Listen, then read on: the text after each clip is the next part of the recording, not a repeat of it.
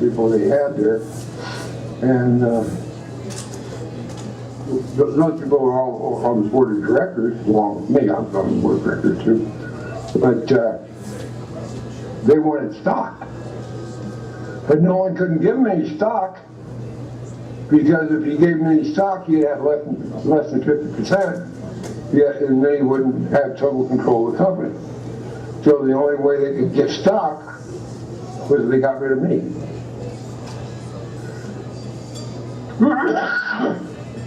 So that's when Nolan started working up some kind of subterfuge to get me to it looked like I didn't do something right, which I did. I did exactly what he said, but he made it look like I did something wrong. And so decided that I shouldn't be on the board of directors anymore. And that's when he wanted to buy me out. And, you know, by this time it didn't make any sense to stick around.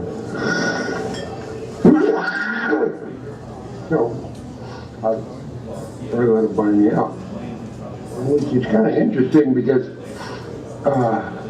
you know, the price we agreed to wasn't all that great. It wasn't like a lot of money, but it was enough to where they had to put in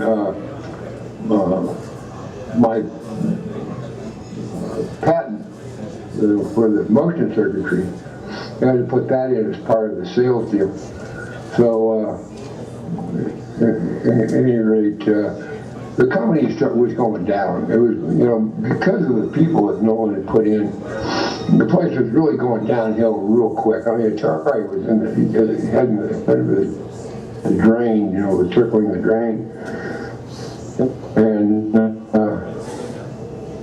so one day, oh yeah, and he hired this other guy as vice president of finance. And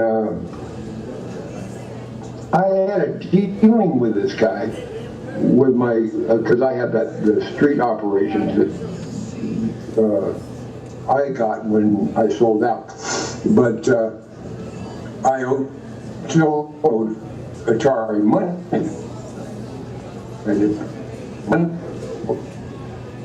And so I was really hurt. Money one time I financed it, and I won't say his name. I don't know his name very well, but I talked to he's an idiot. He had no idea. I mean, I would ask questions. He didn't understand the question. So, answer. So I got a hold of Nolan that day, and I said, you and I got to go to lunch. So we did. We went out to lunch, and I said, Nolan, you got these 4 people. They're killing you. They're destroying your company. You got to get rid of them. And he knew this. I mean, he knew this. But he had a hard time to tell you. He said, these are my friends. What do I do? I mean, how do I do this? I said, Nolan, it's your company or your friends. You take your pick. You know, you want your company, you got to get rid of these people. If you don't, if you want to keep your friends, then look the company, go to hell. But it's up to you. So he did. He fired all 4 of them. And that was the smartest thing he ever did. And they brought in Joe Keenan. Joe Keenan was a really sharp guy. I don't know if anything about his background or what his capabilities were, but when he came into Atari, he turned that company around so fast it was unbelievable. He just really, of course, the company was a good company. It was just being run badly. Okay, so I know you told me recently. That's why I. Okay, I know you told me recently now, you've got because you were going long before it was introduced, you got your first Atari 2600. You actually bought one from a pawn shop recently? Yeah. Yes, I did. No, I was not in the pawn shop, it was the game shop. Game shop. You know, old games. Have you said? Still in the box, I still haven't opened it. Have you enjoyed it? Have you set it up yet? No, no. I mean, I haven't taken it out of the box. It's still sitting there in the box. I've never been excited about games. Games is not something I really like to do. It's just that I saw Atari 2600. I'd never seen an Atari 2600, so I bought one. Well, I know you said you didn't get many games for it, so what I want to do is I want to give the people in the audience an opportunity here. Basically, anybody that wants to go get a cart, and they'll give a little note with it, and I will make sure that they get to you. I'll collect them all up, so you have a collection of Atari 2600 cartridges that you can play with that. Okay. I got Pac-Man, I got Asteroid, Breakout, and Missile Command. Okay. They came with the game. So nobody get that, and don't everybody go and get Combat either. I don't care. Well, let me. This was just one of these crazy things. We were over some restaurant eating something. We were talking about. I can't remember who we were talking to. Oh, it was the insurance lady, the tax lady doing our taxes, and she was telling us about the store where they had a 2600 for sale. So we went over and I said, good, I've never had a 2600, I think I'll buy it. So I got it. Well, before I let you go, because I know your voice is probably getting hoarse, I want to get one or two questions in from the audience for you to answer then. So let me go ahead and get the first one. Yeah. What did you go on to do after Atari? The question was, what did you go on to do after you left Atari? That was a nice thing. I was starting to have a lot of fun now. I mean, I had a few bucks, which was good. I had never had that before. And so I started looking around for different kind of work, but I wanted a job that I would be able to grow with. And since I didn't know a whole lot about integrated circuits at the time, I decided the best way to learn integrated circuits was to go to work as an applications engineer for a company that made integrated circuits. So I went to work for Raytheon Semiconductor. And I was all kinds of fun for Raytheon Semiconductor. In the meantime, Nolan had started Pizza Time Theater. And we were up at his house drinking wine one day. And he said he wanted me to, come get involved with his Pizza Time Theater. I said, no, I'd rather be your friend than your partner. Been there, done that. And he said, well, at least go check out my pizza parlor. Tell me what you think. So I did. I went down. I looked at it. It was down Stevens Street Boulevard. So I went down, took a look at it, and it was dirty, it was noisy, it was so noisy I couldn't tell my pizza was ready. And, because all I could do is just yell, with a microphone, and you can't hear anything because there's so much noise. And the pizza wasn't very good. So when I went back to see Nolan, I told him, I said, the place is noisy, the place is dirty, and the pizza's not very good. And he said, well, as far as being dirty, he'll fix that. He'll get that cleaned up. As far as being noisy, it's got to be noisy. So it's up to me to come up with some way that people can tell when their pizzas are ready, even with all the noise. I said, oh, okay, I guess I can figure out how to do that. And then he said, well, as far as the pizza is concerned, mediocre is good enough. And that's when I told him, I said, no, Nolan, mediocre is not good enough. Mediocre, if that's a standard you have, anything less than mediocre is unacceptable. You have no room for error. You gotta have it, but he didn't believe me. So they kept mediocre pizza. In the meantime, I came up with this digital system that put numbers up on a screen, big numbers for the use it ready, and then it would go down into a queue. So that was kind of fun. And I told Nolan, I said, I'll build these things in my garage, but as long as I'm building them myself, I'm going to overcharge it. I'm going to charge a hell of a lot of money. And he said, that's fine. Okay, fine, that's going to do it. Well, anyway, so I was making money with that, and you know, it was just really good. I was having a great old time, and learning more and more about semiconductors. I worked for Raytheon, so that's kind of what I did. Now, didn't you tell me also that you did some work for another coin-op company at some point? Oh, Meadows Games. Meadows? Yeah, I was Meadows Games. Okay. You ever heard of them? Yeah, I've heard of them. I just wanted to be clear that's what you said. So. Cobra gunship and things like that. Anyway,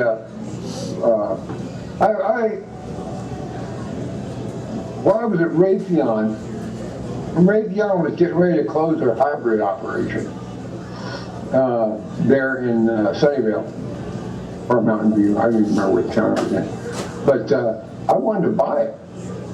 So I started negotiating with the president of Raytheon Semiconductor about buying it and putting together proposals and this kind of stuff and things. And anyway, when he went back to Waltham, Massachusetts, corporate headquarters, they kicked his butt for even talking to me about it. And when he came back, he didn't like that idea, so he probably had me fired. But that was fine. I'd been there quite a long time. That was fine. I went to work for another company that made scanning electron microscopes.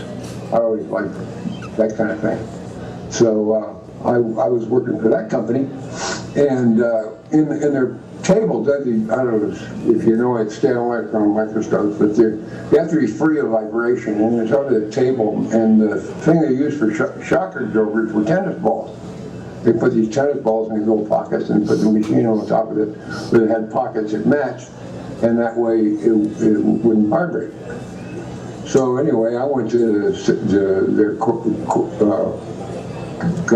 financial guy, asked him if I could buy some tennis balls.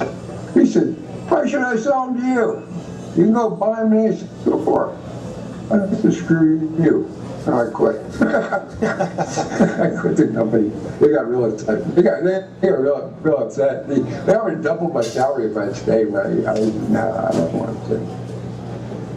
And anyway, that guy went up. The company was a subsidiary of Optics. I can't remember. But anyway, they were a subsidiary of a big optical company, and they fired him for causing me to quit. And but then so I was talking to this guy who Meadows Games. He said, "Oh, come on over." So I went over there and worked on that. And I was working on a flying spot scanner, and I didn't have much to do with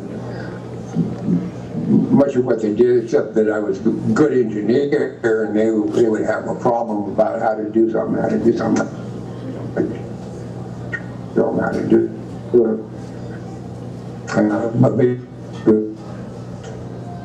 So that was all my association with but that didn't last too long. The Meadows Games wasn't doing well. Okay, let me take one more question then from the audience. Sure. I got lots of time, man. I'm going forever. Yeah. Does he still interact with Nolan at all, or is? What's that?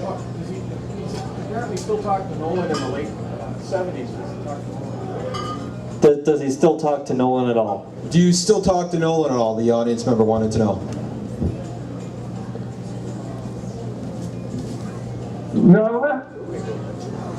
Yeah, the last time I talked to Nolan was on Atari age, and he was telling people that I didn't have a daughter, and that really got me upset. And so I decided I'd go on Atari age. I'd never seen this before, but somebody told me about it. I went on Atari age and put an answer in there about having a daughter, and not very long thereafter, I got a phone call from Nolan telling me somebody was on the internet using my name. I didn't come on to make that. You try to tell people I don't have a daughter. He said, "No, I heard guys, you forget, you know damn well, good and well I had a job. My dad would babysit for him. In fact, she flew to Georgia, Atlanta, Georgia, with he and his wife to babysit the kids while they went out in the evening. I mean, he knew my daughter. I mean, he knew her real well. So he was, that was my only conversation with him. I had a few other conversations with him trying to get him to clean up his act a little bit, which almost worked. I really thought it was going to work, but it didn't, because he's just not interested in cleaning up his act. And so anyway, I haven't had anything to do with him since then. Okay, so that was the last question. So before we close up, we're going to actually make an announcement here. Basically, it's the first time we're announcing this. Myself and Kurt Mendel, as well as Ted, are basically restarting Syzygy Engineering. And we're going to be doing this, again, as a gaming hardware company for now. Those of you familiar with myself and Kurt, we've previously worked under what was called Legacy Engineering and Legacy Engineering banner. We did the Atari Flashback 2 series, Atari Flashback 1, etc., a bunch of other contracts. So we actually contacted Ted, being a friend of ours, and said, hey, would you be interested in helping out and advising? And he said, yeah, sure, I'd be happy to. So effective immediately, we're relaunching Syzygy Company. So, and we're happy to have you aboard, Ted. Oh, good. That's going to be fun. That's going to be a lot of fun. Yeah, it definitely will. Now, I want to say thank you very much again, and thank you for being a part of this interview again to help celebrate the 40th anniversary of the brand you helped start. Well, I want to thank everybody there for caring about me. I mean, it's just incredible that people, after all these years, recognize what I did, and I'm just so happy that recognition is going on. So, thank you, and I know Marty, you had a lot to do with it. You and Lenny and Kurt. So, I thank you guys so much. It's no problem at all. We're happy to do it. Thanks again for your time, and I'll catch up with you later on then. Okay, great. Okay, bye now. Bye. Bye, y'all.